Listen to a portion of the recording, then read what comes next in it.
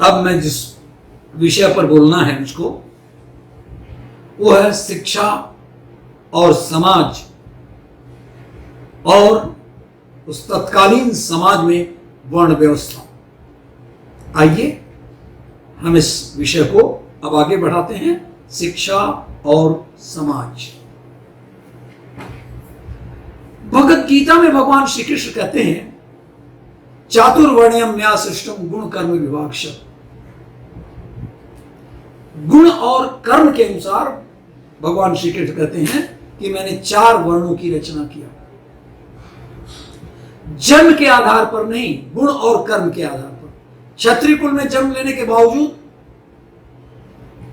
आप सुने होंगे विश्वामित्र क्षत्रिय कुल में थे और कहलाए क्या? ब्रह्मर्ष।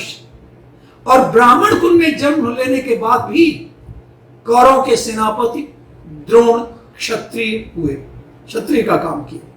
मध्यकाल के अंधकार युग ने इसे इतना बुरी तरह उछाल दिया कि जातियों में उपजातियां निकली, छोटे समुदाय के रूप में देश विभाजित हो गया। ये जातियां और वर्ण व्यवस्था का कुत्सित रूप है जिसे भगवान श्री कृष्ण ने बनाया।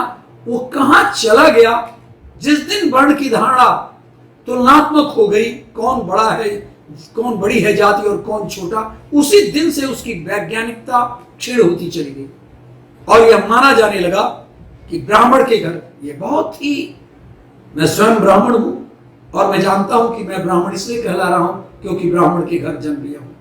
तो ब्राह्मण के घर जन्म लेने वाला ब्राह्मण और शूद्र के घर जन्म लेने वाला शूद्र कृष्ण के द्वारा निर्धारित वर्ण व्यवस्था का मजाक बना दी, चरमरा गई वो व्यवस्था। प्राचीन काल में ऐसी संकीर्णता नहीं थी।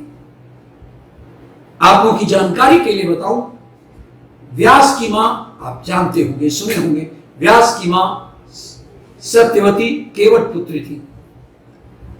पराशर ऋषि की मां चांडाल के घर जन्मी थी। श्रृंगी ऋषि और महर्षि कश्यप आदि कथित, आप इसलिए नीच कुल मैं नहीं कहना चाहता हूं, लेकिन जो बीच की हालत जो समाज ने बना, कथित नीच कुल कहे जाने वाले कुलों की जन्म थे। वशिष्ठ ने अपने पौत्र का विवाह वैश्य कुल में किया था। आज जमाना कह रहा है कि एडवांस हम लोग हो रहे हैं, लेकिन कितना पहले कितना एडवांस था। ब्राह्मण शुक्राचार्य की बेटी देवयानी का विवाह राजा ययाति से हुआ था जो क्षत्रिय थे। महान ऋषि विश्वामित्र ने मेनका से, अप्सरा मेनका से संबंध स्थापित किया था। महाराजा दशरथ की पुत्री और श्री राम की बहन शांता का विवाह श्रृंगी ऋषि से हुआ था। सूर्यवंशी कन्या रेणुका का विवाह ब्राह्मण जमदग्नि ऋषि से हुआ था। अर्जुन क्षत्रिय थे और कृष्ण यदुकुल के थे, पर कृष्ण की बुआ का विवाह अर्जुन के साथ हुआ था। होना यह चाहिए कि वर्तमान में जातिगत जो मूढ़ मान्यताओं को समाप्त कर दिया जाए, जातिगत मान्यताओं को ढा करके एक ऐसे मानव परिवार की रचना किया जाए जिसमें सबको समान अवसर और समान अधिकार मिले। समता स्वतंत्रता का सार्वभौमिक सार्वजनिक परिस्थिति उत्पन्न किया जाए। कानूनी व्यवस्था से कुछ नहीं हल निकलने वाला। किसी भी व्यवस्था को मिटाना हो तो उसे सार्वजनिक मान्यता मिलनी चाहिए। भारतीय संविधान के निर्माता डॉक्टर बी.आर. अम्बेडकर ने अपने देश के हरिजनों और पिछड़े वर्ग के लोगों की दुर्दशा और अपनी व्यथा व्यक्त करते हुए कहा था, बापू, मेरा अपना कोई देश नहीं और हिंदू धर्म को कैसे मैं अपना धर्म समझूं? पशुओं से भी बदतर व्यवहार किया जाता है, जहां हमें पानी के लिए, पीने के लिए पानी तक नहीं दिया जाता। ये शब्द कहते हुए उनका गला रुक गया था, जिसे सुनकर गांधी जी भी द्रवित हुए बिना नहीं रह सके। जातवाद और ऊंच नीच की मान्यताएं हिंदू समाज के विशाल वृक्ष में लगा एक ऐसा विषैला कीड़ा कहा जाए जो इसकी जड़ों को खाता जा रहा है, इसे सुखाता जा रहा है, जो नहीं होगा ये कहना।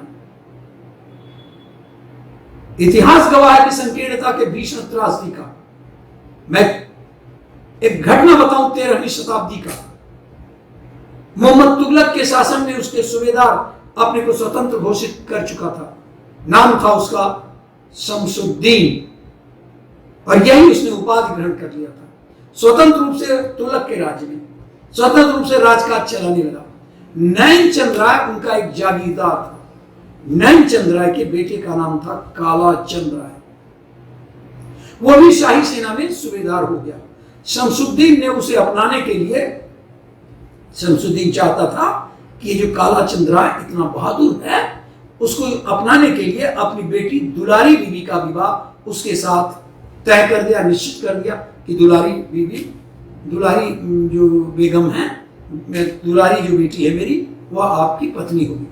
कालाचंद ने इस प्रस्ताव को ठुकरा दिया, जिसके कारण शमसुद्दीन ने उसे मौत की सूचना सुना दी।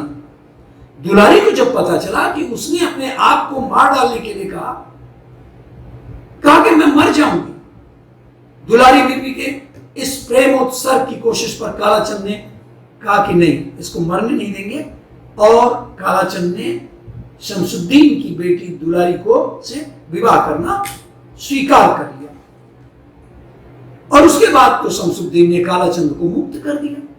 दुलारी बीबी ने भी हिंदू धर्म अपना लिया। देखिए, बहुत कम सुनेंगे, लेकिन दुलारी बीबी ने हिंदू धर्म अपना लिया, लेकिन धर्म के ठेकेदारों ने उसे जात बहिष्कृत कर दिया।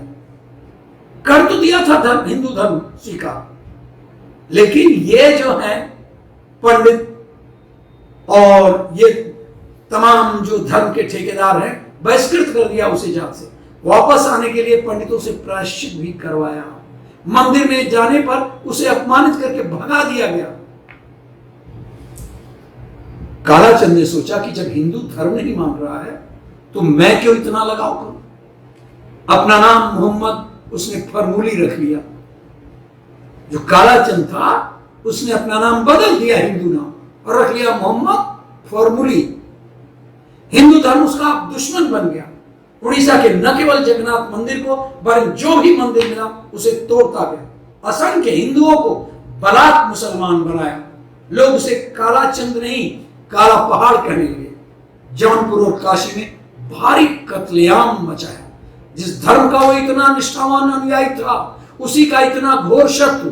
इसके लिए काला पहाड़ को दोषी हम कहें? कतई नहीं, जितना तत्कालीन हिंदू समाज को देश में विदेशी शासकों का आक्रमण हुआ, अपने इस आंतरिक फूट का लाभ उठाया उसने। इतिहास गवाह है कि कुल केवल 1500 मुसलमान हिंदुस्तान में आए थे और आज देश की बड़ी आबादी का हिस्सा बन गए। अंग्रेजों ने विकास का नया सपना दिखाकर हिंदू धर्म को बांटने का कुचक्र करने लगे। दक्षिण अपने आप को द्रविड़ करके दूर हो गए। आदिवासी अपने को देश का मूल नागरिक और सवर्णों को विदेशी मानने लगे। उनके इस विचार का ईसाई धर्म ने खूब लाभ उठाया। उनकी गरीबी में चंद कुछ दवाइयां और थोड़े से कुछ कपड़े ईसाई धर्म को कबूल करवाते थे। अविवेकी धर्म के ठेकेदार हिंदू समाज को इतनी समझ आती तो पाकिस्तान, अफगानिस्तान से 1500 मुसलमानों की संख्या आज 25 करोड़ नहीं हो पाती। नतीजा यही हुआ कि करोड़ मुसलमान या ईसाई बनते गए। उनके इस कुटिल चाल को यद्यपि आरएसएस और उनसे संबद्ध संस्थाओं ने सोचा, समझा, गहराई से विचार किया और इस धर्म परिवर्तन के मार्ग की दीवार बनने की कोशिश की। भारतीय विकास परिषद इसका एक जीवंत उदाहरण है। अद्वेष्टा सर्वभूतानां मैत्रः करुण एव च निर्ममो निरंकारः समदुःख सुखाक्षम च।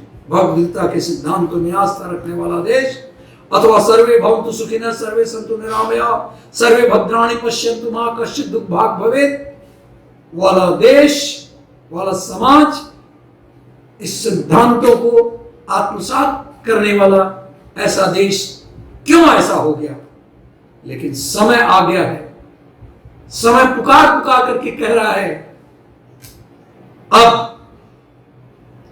अब तरुणाई जाग उठी है, लोग जाग उठे हैं, युवा समझ चुके हैं। और तब ऐसे लग रहा है कि युवा वर्ग कह रहा है, तुम मुझको कब तक रोकोगे? मुट्ठी में कुछ सपने लेकर भरकर जेबों में आशाएं, दिल में है अरमान यही, कुछ कर जाएं, कुछ कर जाएं। सूरज सा तेज नहीं मुझ में, दीपक सा जलता देखोगे। सूरज सा तेज नहीं मुझ में, दीपक सा जलता देखोगे।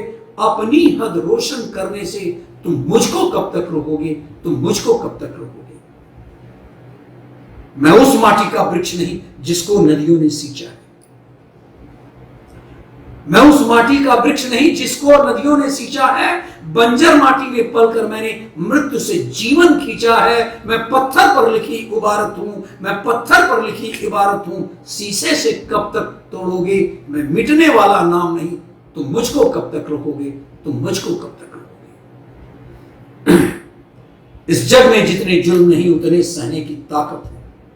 ये युवा वर्ग और ये प्रताड़ित वर्ग, ये हिंदू समाज का उपेक्षित वर्ग अब कह रहा है इस जग में जितने जुल्म नहीं उतने सहने की ताकत है। तानों के भी शोर में रहकर सच कहने की आदत है। मैं सागर से भी गहरा हूं, मैं सागर से भी गहरा हूं, तुम कितने कंकड़ फेंकोगे। मैं सागर से भी गहरा हूं, तुम कितने कंकड़ फेंकोगे। चुन चुन कर आगे बढ़ूंगा मैं, तुम मुझको कब तक रोकोगे, तुम मुझको कब तक रोकोगे। आगे है, झुक झुक कर सीधा खड़ा हुआ फिर झुकने का शौक नहीं। झुक झुक कर सीधा खड़ा हुआ फिर झुकने का शौक नहीं। अपने ही हाथों रचा स्वयं, तुमसे मिटने का खौफ नहीं। तुम हालातों की भट्टी में जब जब भी मुझको झोंकोगे, तब तब कर सुना बनूंगा मैं। तुम मुझको कब तक रोकोगे, तुम मुझको कब तक रोकोगे, तुम मुझको कब तक रोकोगे। यह है हुंकार आज के युवा वर्ग की।